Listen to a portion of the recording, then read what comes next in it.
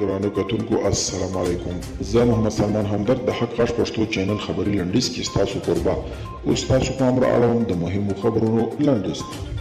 امریکا د مرکزی قومندانۍ مشر جنرال فرانک میکنزي ویلي چې افغانستان امنیتي ځواکونه د بهرنیو ځواکونو له وتلو وروسته هم مرستو ته اړتیا لري او که دا کار ترسره نشي افغان امنیتي ځواکونه به سره وپاشل شي.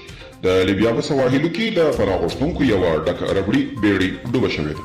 د ملګرو ملتونو سازمان د راپورونو له مخې د سږ کال له پیله تر دې دمه د اروپا ته په لاره د مدیترانې سمندر کې له 350 زیات پناه غوښتونکي په اوبو کې ډوب او مړه شوي دي. له لیبیا نه ګڼ افریقایان د مدیترانې سمندرګي له لارې اروپا ته د تلو هڅه کوي.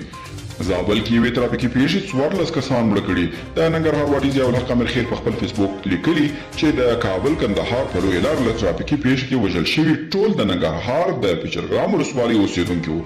هغه ویلي دا کسان چې په هلمند کې د مزدوري کولې د اختر د رخصتۍ په خاطر کورونو ته را روان وو.